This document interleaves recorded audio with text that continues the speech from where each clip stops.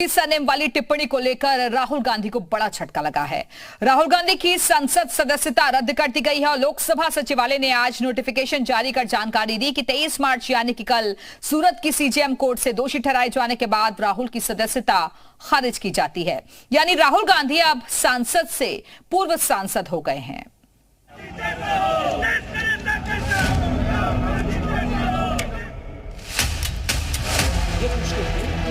backbone in setting up that report.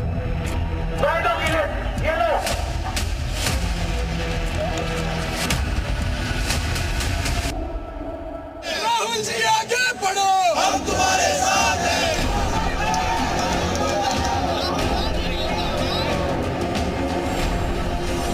सूरत की CJM court से दोषी ठहराने की वजह से केरल के वायनाड संसदीय क्षेत्र से सांसद राहुल गांधी की लोकसभा से सदस्यता रद्द की जाती है।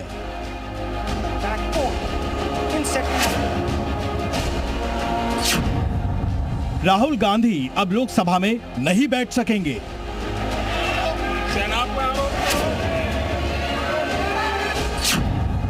यानी 8 साल चुनाव नहीं लड़ सकेंगे। यानी सांसद से पूर्व सांसद हो गए राहुल गांधी। कांग्रेस पार्टी के नेता राहुल गांधी की संसद सदस्यता रद्द होने की जैसे ही खबर आई, देश भर में सियासी माहौल गर्मा गया। लोकसभा सचिवालय ने नोटिफिकेशन जारी कर कांग्रेस के वायनाड से सांसद राहुल गांधी की सदस्यता रद्द कर दी। यानी 8 साल तक राहुल गांधी संसद में बैठना तो दूर, संसद की चौखट पर भी पैर नहीं रख सकेंगे। लोकसभा सचिवालय के फैसले के बाद कांग्रेस पार्टी समेत पूरे विपक्ष में कोहराम मच गया है। कांग्रेस पार्टी ने इस फैसले के खिलाफ साफ कर दिया कि वो कानून और राजनीतिक तरीके से आगे की अपनी लड़ाई लड़ेंगे। श्री राहुल गांधी, हम सब जानते हैं, ने निडरता से बार बार संसद के अंदर और संसद के बाहर अपने विचार रखे हैं। वो आज उसकी कीमत चुका रहे हैं, क्योंकि उनके सवाल, उनके वक्तव्य अच्छे नहीं लगते उन लोगों को जिन्होंने वो गलतियां की हैं, जिसके बारे में विवरण करते हैं श्री राहुल गांधी। सत्य बोलने के लिए वो राहुल जी को डिस्क्वालीफाई करने के लिए सारे प्रयास किए और संविधान के तहत और उसकी रक्षा के लिए और जनता के हकूक के लिए लड़ने वालों का मुंह बंद करने के लिए उनको सदन से बाहर डाला गया। राहुल गांधी से मीडिया ने प्रतिक्रिया जाननी चाहिए तो वो चुपचाप आगे बढ़ गए। लगातार बीजेपी आपसे माफी की मांग कर रही है। मानेंगे क्या? माफी मांगेंगे क्या? आपको बता दें कि कांग्रेस नेता को सूरत की कोर्ट से मिली सजा के बाद लोकसभा सचिवालय ने रिप्रेजेंटेशन ऑफ पीपुल्स एक्ट धारा 8(3) के मुताबिक सदस्यता रद्द की है।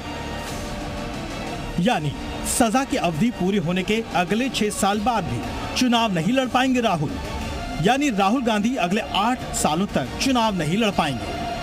दरअसल राहुल गांधी ने साल 2019 में एक भाषण दिया था, जिसमें उन्होंने आपत्तिजनक ढंग से कहा था कि सभी मोदी सरनेम के लोग चोर क्यों होते हैं, जिसके बाद पूर्णेश मोदी ने सूरत की कोर्ट में केस किया था। सूरत कोर्ट ने गुरुवार को इस मामले में फैसला सुनाते हुए राहुल गांधी को 2 साल की सजा सुनाई है। श्रीमान राहुल गांधी ने बयान दिया था, भाषण किया था, सभी चोरों का उपनाम मोदी क्यों, और भी दो कितने मोदी निकलेंगे। उस अनुसंधान में हमने यहाँ सूरत में नामदार कोर्ट में हमारी जो फरियाद थी वो दाखिल किया था हमने। आज उस फरियाद के आधार पर जो कोर्ट ने निर्णय दिया है, मैं उसका स्वागत करता हूँ। आपको बता दें कि नियम के मुताबिक सांसद या विधायक को 2 साल या उससे अधिक की सजा मिलने के बाद सदस्यता गंवानी पड़ती है। इस बीच कांग्रेस ने आपात बैठक भी की है। दूसरी ओर सत्ता पक्ष ने साफ कर दिया है कि संविधान सबके लिए एक समान है।